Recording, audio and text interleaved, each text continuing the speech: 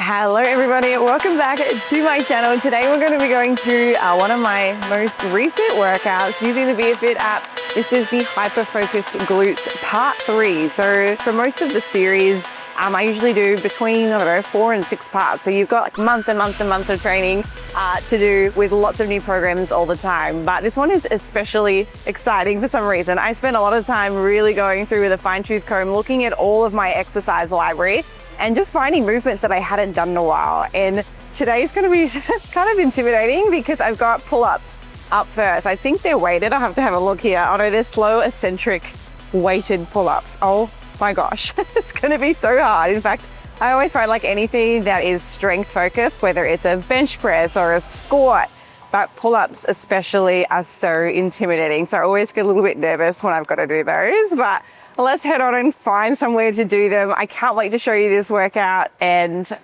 let's get started, guys. 3 sets of 6. Oh gosh, hence the dumbbell. So you can do these in so many different ways.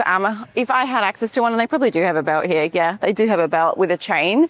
And you can literally loop on all of the weight plates, but you can also just attach it through your feet. So I might do it the way where if you are operating out of a smaller gym or a hotel gym or something like that, and you don't have access to all of their like accessories, there is a very simple way to do it just by crossing your feet. So that's what I'll do today.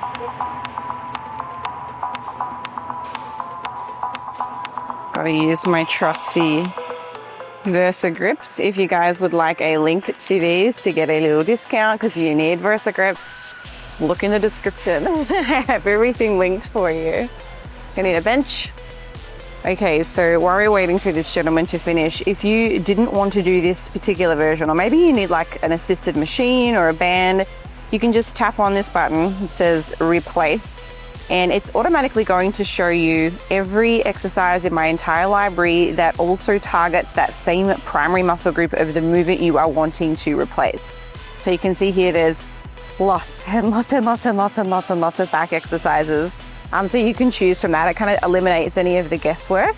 But if you wanted to change the muscle group up completely, you can go up here. Don't mind my cracked screen, I need to get it repaired. And then you can choose whether you want the exercise to be like a resistance band based movement or a gym based movement, or you could even choose another muscle group. So down here, if you were like, nah, Holly, we're not training back today, we're gonna do chest, you can pick that and then it'll show you all those muscle groups. So super convenient, very easy to use.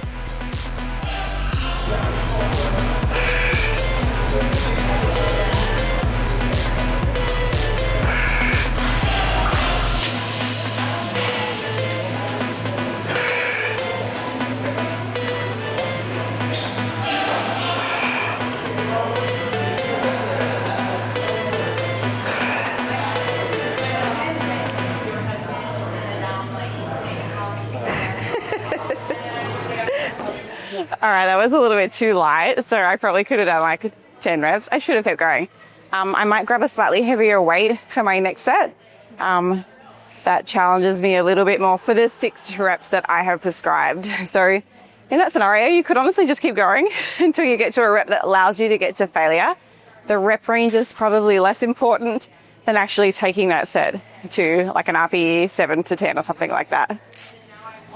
Time for some Baja.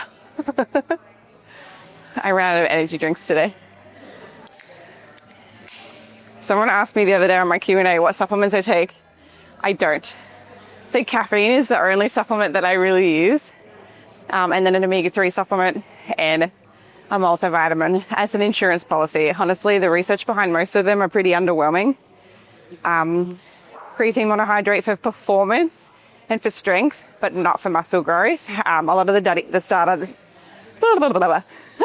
the studies that look at, muscle growth adaptations that are utilizing supplements like creatine use DEXA, and they are an indirect method of muscle growth. They're not really looking at true changes in actual skeletal muscle. And unfortunately, because of how creatine works, where it's pulling a lot of water into your muscle, what we're actually seeing is really just a change in your total body water levels and not really true muscle growth. In fact, I covered an entire video on this not that long ago on my YouTube channel So if you'd like to get a little bit more information about that, just scroll back maybe a couple of months and you'll see, I guess, why I don't particularly like the studies that use DEXA to determine whether or not you're getting a good result from your training. I always spill it every time. All right, before I do my next set, I always get people asking about how to track body weight exercises, but because this is technically a weighted movement, I'm just putting in the weight of the dumbbell. So today I've got, what is that, 9 pounds. I'll keep it that. I'm just going to do 7 reps. I've decided to save me walking over to the other side of the gym. So 6 reps with 9 pounds weight. But if you were just doing body weight, you could also just enter in your body weight here and just be consistent with that. Like, the consistency is what matters. You're trying to progress the exercise. So you can progress it through increasing the number of reps that you could do. You could improve or progress the exercise by slowing down the tempo, like what I'm doing here. You can improve the exercise by adding more weight. There's so many ways that you can do it, but how you track it, as long as it's consistent, that's all that really matters. So even if you're doing something like a push-up or any other body weight exercise, if you were doing body weight squats, you could enter your weight if you want to assign some kind of a volume. But the reason we're tracking your volume is to be able to see that number progress. So you can do that through reps, rest time recovery, all those types of things. It's very easy.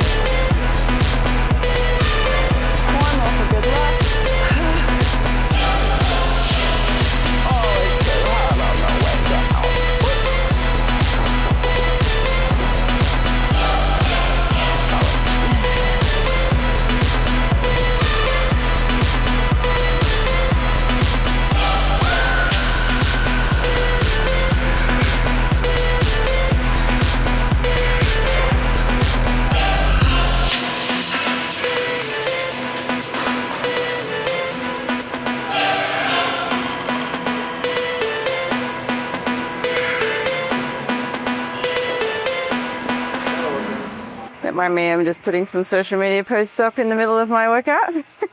Okay guys, so next up we have the rotisserie. I was going to say rotisserie chicken, and then I realized it's actually called a rotisserie thrust. But it's this bench that rotates. I really like this because it allows you to kind of extend your hips without hyperextending your lower back. Now, I still do these in the shortened muscle length position, so I never really overly extend my back at the bottom of the lift. I'm kind of working through a very small range of motion. So just to show you what I mean before I hop on, I'm kind of going through here to about this position only. So through here, squeezing, squeezing, squeezing, and only halfway out. I'm not going all the way back to where you're arching your back. So yeah, I do a couple of different types of glute exercises, obviously. But some of them are in the lengthened position and some are more focused on the shortened, like this one. Ooh, why is this so hard to move? What would you say to folks online that would say this is a waste of time because it's all shortened?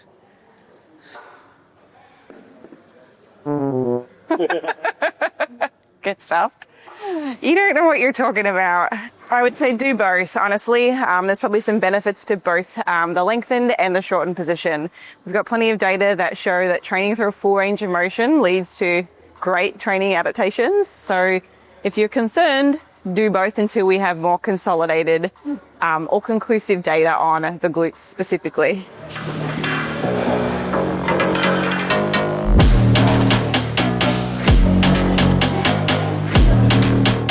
Oh my gosh, people.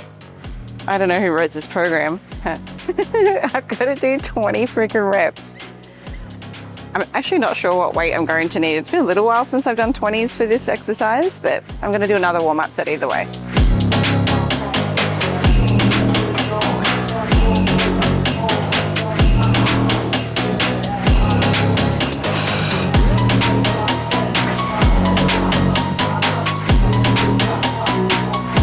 Okay, it's time to get real. The scary part of the day. Oh, Oh, when you're getting old. I was test driving cars yesterday, and some of them are like really low to the ground. And I was joking to the car salesman, I'm like, see, this is why I can't get this vehicle. Like, you got to literally climb down in, get over some racing seats. And I was just like, the entire time. Oh, I feel like, I don't know, what about you guys? I feel like I hit age 30 and it was like, my body was like, you're old, or just something happened. It could also be because I'm a little more sedentary than I used to. I think I used to be moving around a whole lot more and staying very mobile, but aging. So I'm just gonna have a minute of silence here for my 20 reps. Okay guys, I just got 2 plates. I think this will be sufficient. If it's too light, I will just keep going until I get to about an RPE 8. That's kind of generally where I train. I just don't want to go too hard and injure myself, which is likely.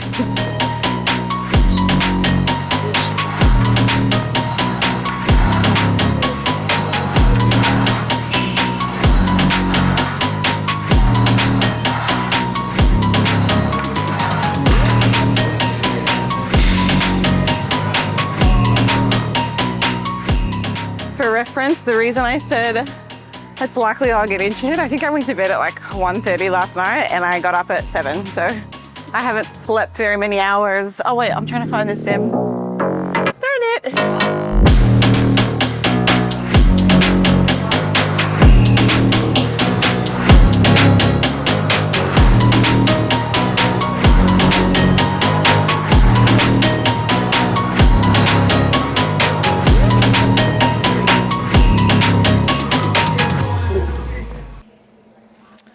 Does the face say it all? We have my favorite dumbbell Bulgarian split squats.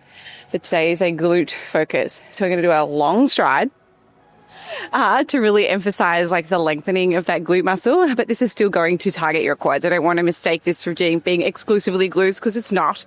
But you can definitely manipulate how the load is distributed when you do this movement. Sorry. We have a pyramid of 12, 10, 8 today. I was obviously being very grace-giving when I wrote this program. I was like, yes, you're going to want to do 8 reps on the last set with the heaviest weight possible. So I don't know what I'm going to start with. I'm just going to grab some weights and just get stuck into it, eh? Money is power, power is you. Stop messing with your mind just plays with you. Packing your bag and going to the gym. Working like you're in hell is all you need to do.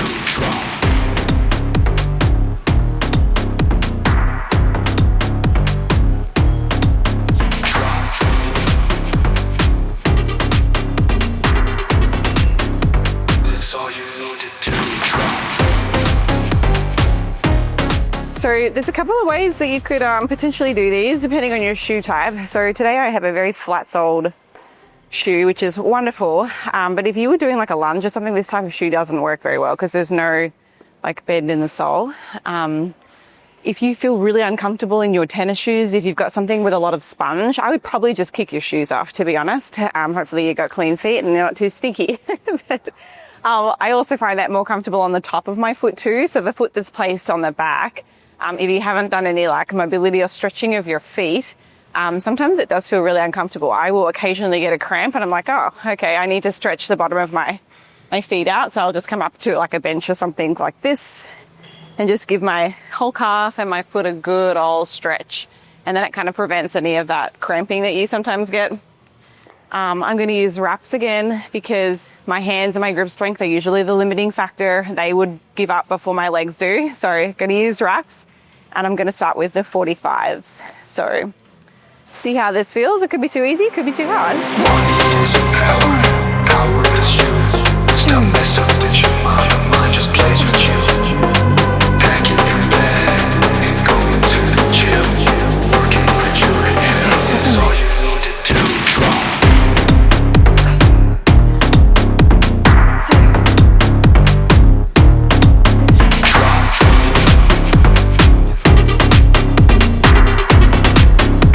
Who invented this exercise? Okay, for the last set, 8 reps. So because it's a pyramid, you should be trying to increase the load for each subsequent set. So unlike maybe a traditional set where you're just doing all the same number of reps, you could potentially show up and just do the same weight.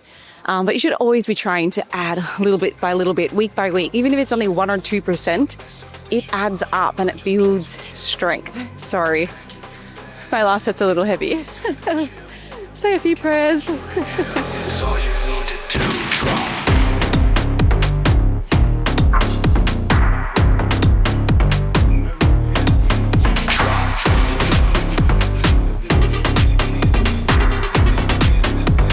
It's all you needed to drop.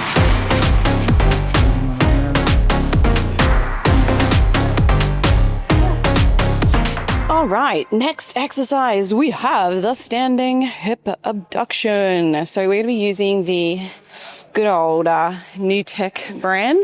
If I haven't said it before, I'll say it again. This is probably my favorite line of equipment for everything. I have a few favorites, or a few specific machines that I love from Premier, which are incredible. They're actually over at Flex and Flow, the other gym that I train at. But as a brand in general, I think Dietetics have the best stuff. The downside is, for anyone that has a home gym, most of the footprints are pretty big. It's sturdy, it's adjustable, like it's massive, but it's good. So we're going to use their standing hip thrust today. It's plate loaded, or pin loaded, I should say, not plate loaded. And that's one of the things that I like about it. You probably used the plate loaded standing hip abduction before, where you got to like load the plates up. So this is obviously nice and quick, so you can move through very quickly. Today, I'm going to be doing a pyramid. Seems to be the theme of today's workout. So we're starting with 25 reps and we're working back down to 15 on the final set. Again, there isn't one that's better than the other. And if you've been watching my YouTube channel for a while now, you probably are aware that the load is less important than the proximity to failure and your overall weekly volume. So if you want to do these with sets of 10, be my guest. I personally find, for me, I guess how I'm put together, that when I start to go heavier, I start to recruit everything but my glute medius, or at least everything else is working, and I don't want to do that. I want to isolate my glute medius, so I tend to go a little bit lighter with this so I can kind of really keep control of the movement and keep that load right here in my glute medius. So let's do it.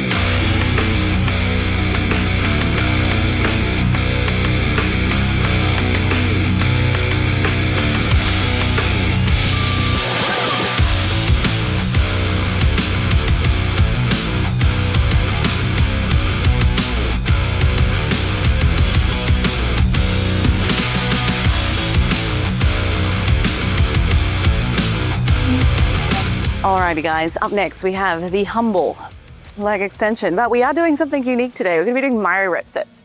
So this technique basically allows you to move through an exercise with efficiency. So this is a long program. I think I've got 9 or 10 exercises in this training program. So, it takes a minute to get through everything. So myo reps basically allows you to shorten your rest periods. So to describe what you do, your first set is around 15 repetitions and you want to choose a load that's going to take you pretty dang close to failure. We're going to rest very briefly, 15 seconds max. And then you're going to jump in and you're going to start your first of 3 myo rep sets. These myo rep sets can be done across many different rep ranges, depending on what your goals for training are. So I used to do these for strength. And guess what the rep ranges would have been for my myo rep sets? Somewhere between 1 and 6. But for hypertrophy, we're going to stick to 8 and above. So your myo rep sets, those 3 subsequent sets are going to be somewhere around 8 through to 12. So he basically rests for 15 seconds in the rest period, and that is it. So you're going to have a total of 4 working sets done in a very short period of time. And how this works, is it better? It's the same as regular traditional strength training. There's no advantages to doing this other than its efficiency. It capitalizes on that metabolic byproduct that starts to kind of pull in your legs or whatever muscle group you're training with this technique. And that basically causes fatigue and signals muscle growth. So it's not unique, it's not special. If someone tries to tell you that you have to do this or there's something awesome about it, they're bullshitting. It's just another way to train if you want to get through something quickly. So let's do it.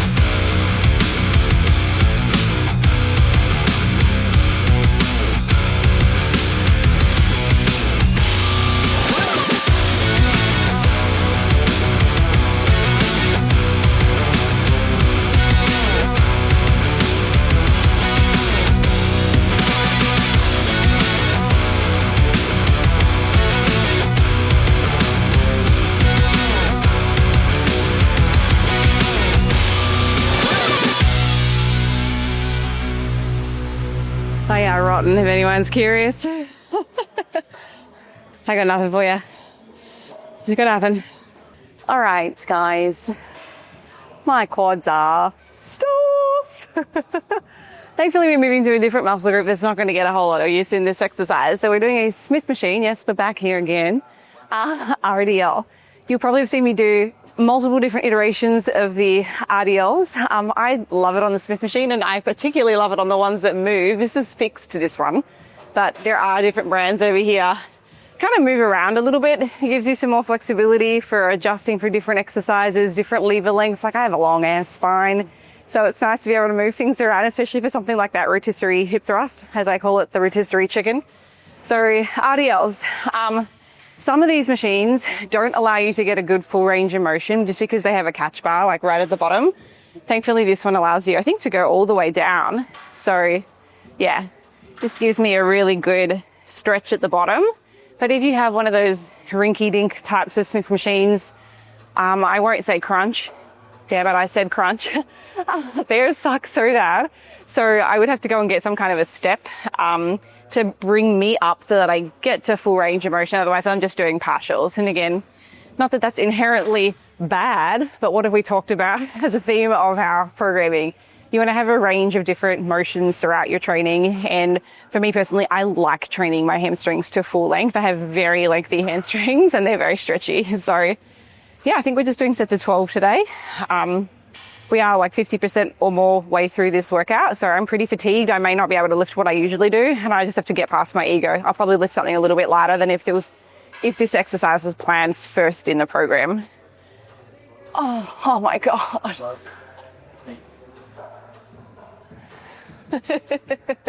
Such a drama queen.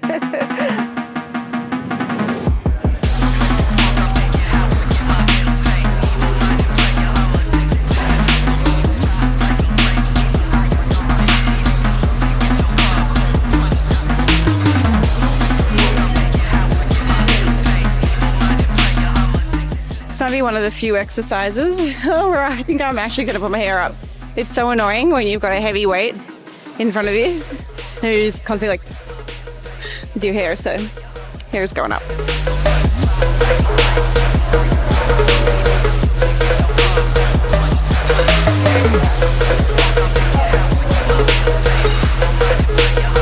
All right, we have the first of our upper body exercises for today.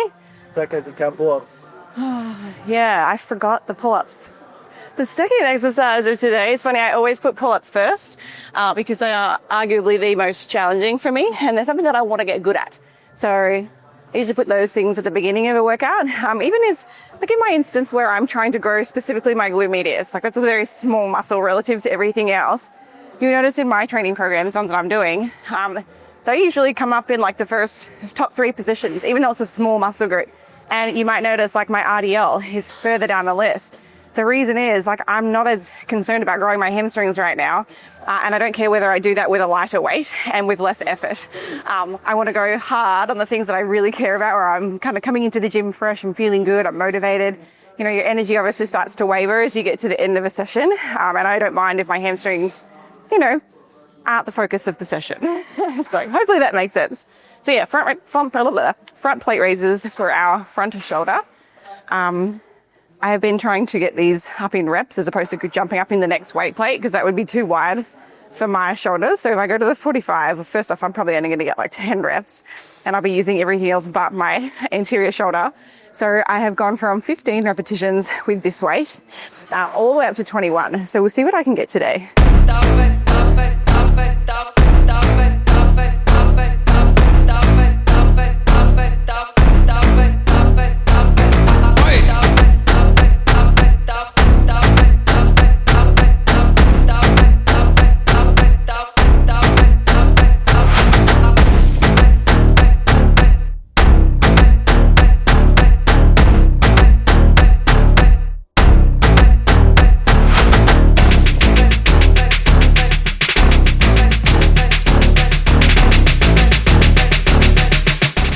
All right, guys, that was actually 25 or 26.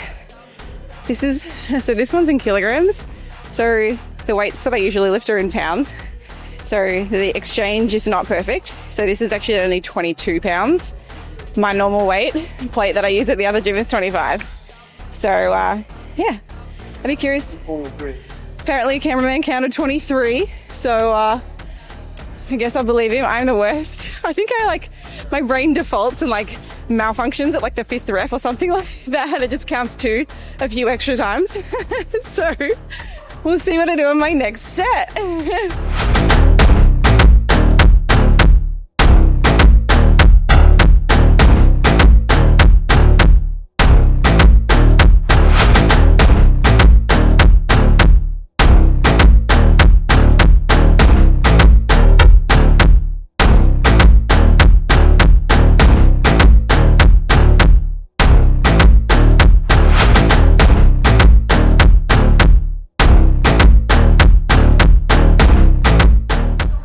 So I know I get a lot of questions about all the accessories. I know I've already talked to you today about the wrist straps, which are the Versa grips. I have these on my website. So these are my knee sleeves. So for hack squats, pendulum squats, Smith machine squats, lunges, like any squatting, whether it's single leg, bilateral, it doesn't matter. I will use these just as a little bit of extra protection. Me personally, like this size is a medium. I should have got a small because they have gotten a little bit more like stretch to them as I've continued to wear them. So for a reference point, I'm 5'8", I'm 135 pounds. Mediums were probably a little bit too big. So I would get the smalls again. In fact, I'll probably go and order myself a pair today when I get home because I have been frustrated that they're not giving me that snug support. And then the other product that I wanted to share with you, because I know I get a lot of questions about this and which one is it specifically that I recommend. This is also on my website. They come in 3 different colors. There's a pink, a pastel blue, and a black. Can't tell you what they cost. I think this is like $29 or something like that. These are a little bit more expensive. I think they're $69 or something to that effect. But they will last forever unless you lose them in the gym like me. All right, guys, so the next exercise is a rear delt exercise. So we've obviously already hit our anterior delt on that last exercise. What did we do earlier? We've done back. So now we're obviously moving to our rear posterior shoulder. So in the app at the moment, I am supposed to be doing, based on today's program, a machine rear delt fly. But I already did that at one of my other gyms the other week because they didn't have anything else for me to do for rear delts except for that. Sorry. Again, the flexibility of the app is phenomenal. You can move, you can copy, you can delete, you can replace. So I'm actually just going to go ahead and replace this exercise. And again, you'll notice that the only exercises that you'll see here in this list, again, I apologize for my cracked screen, are shoulder exercises. Sorry. Specifically, you can see here, these are rear delt exercises. Sorry. I'm actually going to do this bent over single arm rear delt cable fly as my replacement, and it will ask you the option to replace it for all future weeks or just this week so that you can either permanently make that change, like if you're like, no, I don't have that machine, Holly, get real, you can update it for the rest of the training block so you're not constantly having to change things out. So let's just go no, just this workout, and it'll automatically adopt all of those sets. But you can also change the rep ranges and the RP and anything like that too. So for this one, we're going to come down. Let me just play around with this load first. First off, you want to be in this like athletic stance and far enough away from the cable tower that when you hold on to the attachment, that your rear delt has a good little stretch across the back here. So if you're too close, my delt is not in a lengthened position. It's probably, I don't know, neutral to shortened almost. So you want to come further enough away so that you've got that. And hopefully a weight that is liftable. Oh my gosh, that's really heavy. I think I need a fractional plate for this. Okay, so I usually just grip on to the little ball. I'm down in this low position. I'm letting my arm come all the way across. See how there's that big stretch? And then just straight out.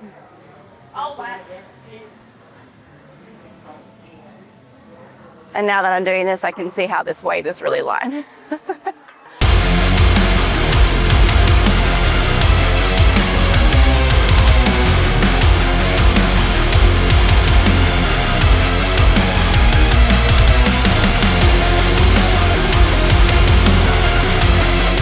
This is another one of those exercises where we're going to have to do something with the hair. So I'm just going to tuck it into my top here. There we go.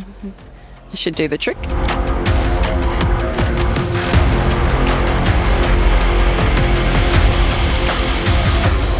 All right, guys, so final exercise of today. We're switching it back up. We're going back to our lower body and we're going to finish on calves. So this is another example where if you aren't able to get access to a piece of equipment that you need, there's always an alternative, which takes you no time at all. So I was supposed to be doing a seated calf raise. We're going to switch it up and we're going to go over and use this hack press, although there are several variations that you could do, but that's what we're going to do since it's conveniently located next to the seated calf press. So let's do it.